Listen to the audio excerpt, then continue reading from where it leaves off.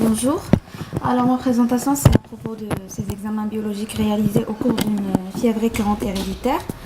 Alors, par définition, les fièvres récurrentes héréditaires, ce sont des groupes de maladies auto-inflammatoires qui se produisent en dehors d'une infection ou d'une réaction auto-immune et sont caractérisées par des épisodes récurrents d'inflammation systémique entrecoupés d'intervalles libres et sans périodicité précise et commencent à un âge précoce, ce qui rend leur diagnostic un peu plus difficile en raison de la coexistence d'infections essentiellement virales.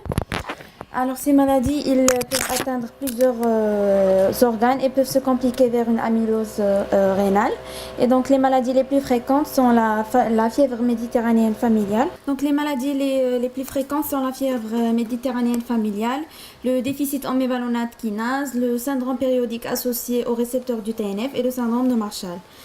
Alors, la première étape, elle consiste en un examen clinique rempli et bien fouillé afin de permettre la distinction entre ces maladies qui se basent sur des critères d'inclusion bien définis pour chaque maladie, sur l'anamnèse qui recherche la notion de consanguinité, les cas similaires, les antécédents familiaux et ce qui va préciser en fait l'origine géographique et ethnique de ces éléments et d'une autre part sur les caractéristiques de la poussée, à savoir la durée et les différents signes cliniques. Donc tout ça est complété par les examens biologiques réalisés. Alors, ces examens biologiques, on a des marqueurs spécifiques et non spécifiques, à savoir la numération de la formule sanguine en cas d'anomalie comme une hyperleucocytose à polynucléaire neutrophile, ou bien en cas de syndrome inflammatoire prolongé comme une anémie ou bien une thrombocytose. Alors, également, il y a la protéine réactive C qui est une protéine, la première protéine décrite de la phase aiguë de l'inflammation qui est produite par les hépatocytes en réponse à l'interleukine 6 par une stimulation prolongée. Et sa concentration sanguine elle augmente dès la 6e heure du processus inflammatoire.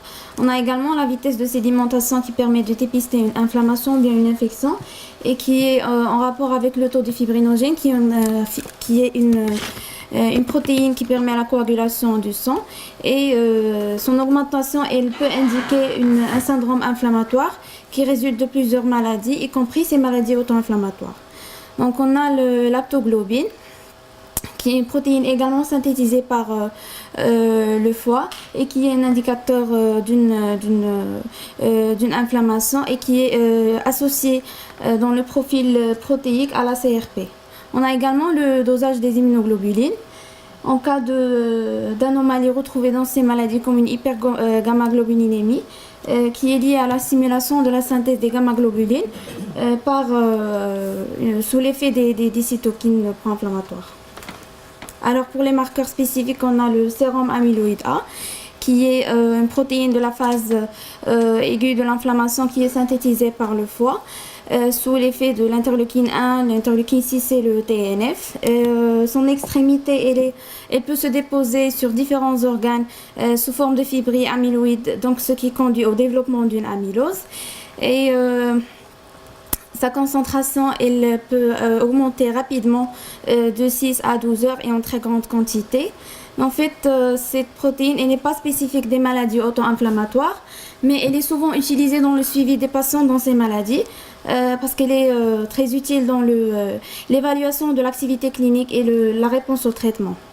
On a également la calgranuline C, ou bien la protéine S100A12 qui a été récemment découverte.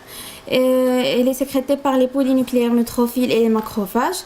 Il a été retrouvé que son taux augmente en cas d'arthrite chronique et en cas de FMF. Donc, elle peut constituer un argument de diagnostic dans ces maladies, surtout dans le cas de FMF, étant donné qu'elle est d'une sensibilité et d'une spécificité élevée. Et son taux il est également corrélé avec l'activité clinique de la maladie et la réponse au traitement. On a également le récepteur du TNF. Dans le cas de TRAPS qui est inférieur à 1 nanogramme par millilitre chez les patients atteints. Alors, les IgD dans le cas de déficit en mévalonate kinase. Sauf que ce marqueur, il peut faire défaut dans les cas de MKD, comme il peut être élevé dans d'autres maladies auto-inflammatoires, comme la FMF et le TRAPS. Et on retrouve une augmentation des IgA au cours d'une MKD, et c'est ce qui a été retrouvé donc chez 80% des patients qui ont été suivis pour un MKD. Donc pour le dosage enzymatique, on retrouve une diminution de l'activité de la mévalonate kinase et par conséquent une augmentation de l'acide mévalonique urinaire au cours des accès. Donc une fois le diagnostic est évoqué, reste uniquement sa confirmation par l'analyse génétique, par l'identification des différentes mutations pour les différentes maladies. Et donc, bien qu'il n'existe pas à ce jour un marqueur spécifique pour chaque maladie, donc l'analyse génétique reste le moyen de diagnostic définitif pour permettre un suivi thérapeutique adéquat et meilleur, dans le temps où de nouveaux marqueurs sont toujours en cours d'évaluation. Et merci de votre attention.